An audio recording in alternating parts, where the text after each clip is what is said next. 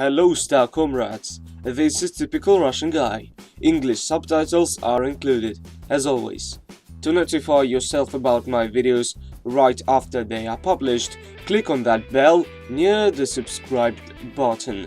But we shall start.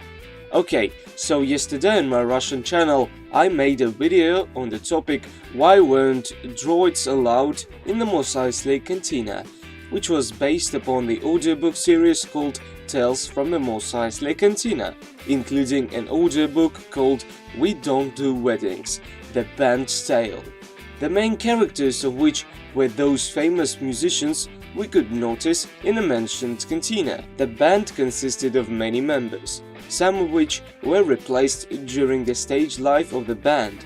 The most memorable members included a fanfarist, Ted DeHay, an omnibox player, Swlore, and of course the band leader, Figrin Dan.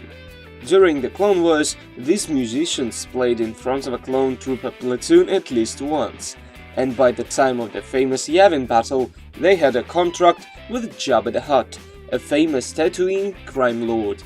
According to that contract, they had to play in his palace every day to entertain both the Hutt himself and his numerous guests. The job was terrible, and the band decided to violate the contract. During nighttime, they escaped the palace and went to a town called Mos Eisley, where they faced a pretty nice deal. Lady Valerian, a vivid female, proposed them to play on her bridal ceremony for 3,000 credits. The band actually hated to do weddings, and that's what they told to one of Lady's emissaries, but the proposition was their only chance to leave Tatooine alive, so they agreed. The possibility of getting a whole bunch of credits after just a couple of hours of playing made the band leader a bit cocky. At that very day, he lost a fortune on a sabbath table, but he was sure his friends will still have enough money to leave the planet after the wedding is finished.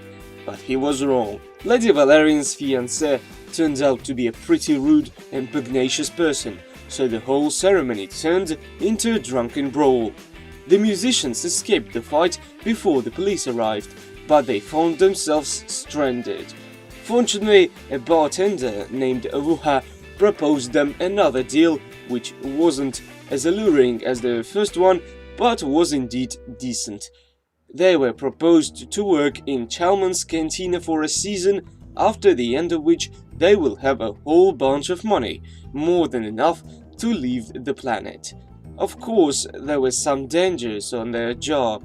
For example, an armed Jabba's bounty hunter once visited them, but he didn't care about the musicians. He wanted to kill Han Solo, but died trying. In 1 year after the Battle of Yavin, they left the planet and went touring around the galaxy for at least the next 20 years. Their fate, however, is unknown. So that's it. Don't forget to subscribe to my channel and leave a like if you want to see more videos of this kind.